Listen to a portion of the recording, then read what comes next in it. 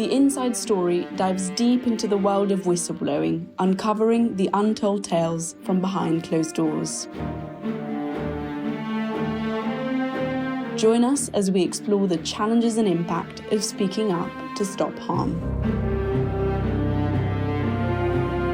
We're here to talk about Protect today, a charity that offers specialist whistleblowing advice to several thousands of workers a year and provides consultancy and training services for employers with millions of employees in total to improve their whistleblowing arrangements.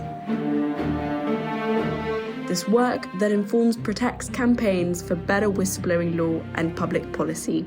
Put simply, Protect really stands out as a charity for its wide-reaching societal impact and the unique model it operates on. So I'm really thrilled that today I get to interview Guy, the founder of Protect, and two early chief executives of the charity, Francesca and Cathy. Guy, given your foundational role in establishing Protect, how does it make you feel to see its success and impact in the whistleblowing law landscape today? And are there any key moments or milestones that stand out to you as particularly significant in the organisation's journey? Well, I'm quite pleased. I'm pleased that the charity has survived 30 years, yeah. In about 1990, so just over 30 years ago, there was a very small NGO called Social Audit, and they'd done a study on whistleblowing in the NHS. There was some interest in seeing whether something might be done from that study. And Charles Medawar, who ran Social Audit, Maurice Frankel, who ran the campaign for freedom of information, and Marlene Winfield, who was a researcher, were looking at what the options were to develop a sort of resource centre for whistleblowing, and they asked me to get involved. Probably for about 18 months, we went through a range of different options as to what might happen, and we ended up thinking that the most realistic or the safest way of trying to address the issue was if it was a legal advice centre. And because I was the only lawyer of the four of them, I got the short straw. That's very interesting. It sounds like a lot of thought went into how to structure the organisation to best serve whistleblowers in the UK. What were the pivotal reasons for eventually adopting the advice centre model? Well, back in 1990, it was a really different world. The internet didn't exist. There weren't emails. There was no smartphones. There were very, very few NGOs. Charities were not allowed to lobby. And the law and the sort of culture was still very top down. It was like, the people in charge told you, you did what you were told. And this was sort of doubled up with in those days, people would have a job for life, really, or many, many people would have a job for life. That was the sort of mentality. So there were many different pressures from societal and cultural, and employment pressures were very different than they are today. And with the sort of cases that we anticipated would come, if we weren't operating under some sort of lawyer-client relationship, it was almost inevitable that some employers would threaten to sue us or would sack the employee for disclosing to us.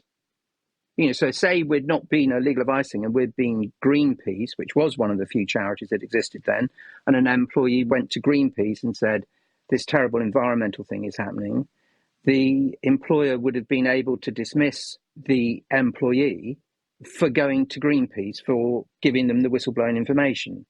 So what we were trying to do was fill a hole in that sort of market and provide a safe haven for people who had whistleblowing concerns to get confidential advice and help on how to raise them and how to raise them effectively. Right. That sounds like a really, really difficult environment to found a whistleblowing NGO in, especially because whistleblowing didn't feature in the news as regularly as it does today. So what would you say were some of the biggest challenges you faced as the founder, and how did you overcome them? The government and sort of the establishment was very hostile to it.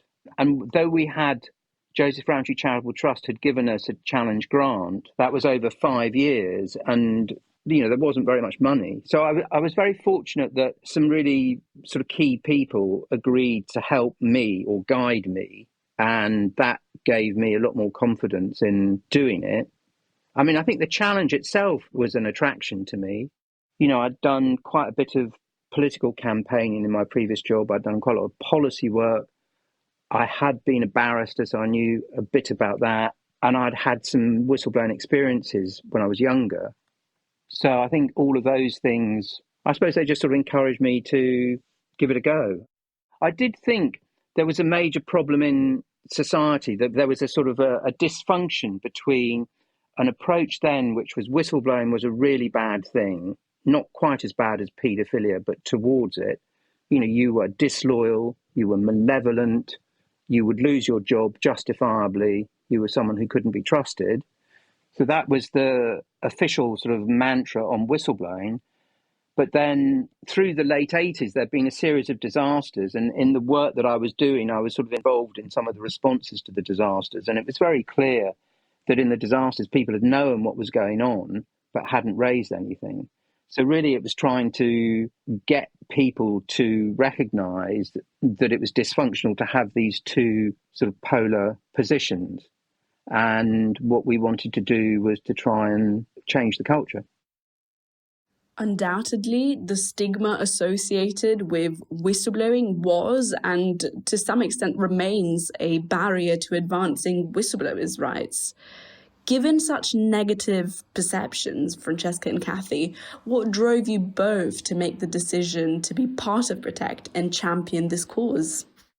I can go first on that. I mean, I had worked as a lawyer in private practice and frankly couldn't believe my luck to find public concern at work as it was then, because it's a real unique and privileged position to be in, to be able to give really robust legal advice to people without any question of being paid, so to give properly free advice on really important and, public interest issues.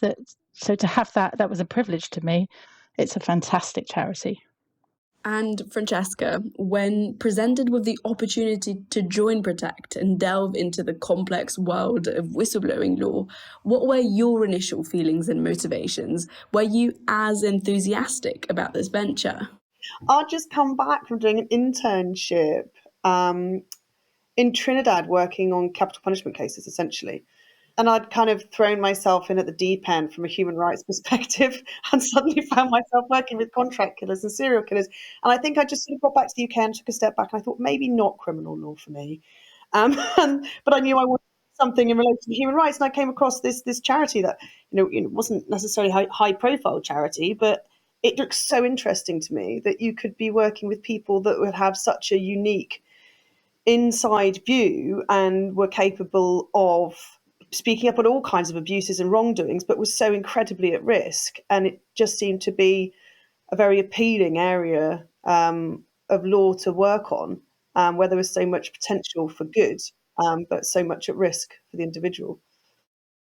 It's evident that there was a shared sentiment about Protect being a significant and positive force in the realm of whistleblowing law. Reflecting on those initial aspirations you had for its potential impact, have those visions come to fruition? And could you highlight some of the accomplishments that you're most proud of? We created something called the Whistleblowing Commission that was looking to review whistleblowing law from all aspects. And we engaged with people from all aspects of society as well to help us to do a review of whistleblowing law. And whilst there wasn't a kind of huge legal change as a result of that work, we did force the government to do their own review, which felt like they were listening to us as a charity on some level. Ultimately, the change to the law that came out of that process was relatively small, in that it was a regulatory requirement when claims are issued. But it did help us to solidify our policy challenges in relation to the Public Interest Disclosure Act. So that was a real success. Challenge would be that the government didn't listen properly and do a thorough review and look at all the problems with PIDA, perhaps. Francesca? if it just sort of relating to when I was chief exec, I was really delighted when we got the benchmark through, which was about organisational standards in relation to whistleblowing. It was a sort of fruition of bringing a lot of industry players together and getting a good, quite fairly complex and challenging set of standards agreed by them that could be worked towards to create better whistleblowing arrangements. So I think that was sort of a win in that way. I think one of the biggest challenges we always had was, when you're working with the individual, and it's about helping them let go, I suppose, and that might sometimes have to be when they have been ignored and nothing has been done in relation to the things that they have been raising. And there's a point at which they have to decide, am I going to push this and put myself at risk? Am I going to leave? Or am I just going to have to let this go? And I think those cases were always the most frustrating because you recognise the dangers of not being heard. Guy, Francesca and Cathy, thank you so much for joining us today. For free confidential advice on raising whistleblowing concerns in an employment context, call Protect on 020-3117-2520. You can also head to Protect's website for accessible resources on whistleblowing.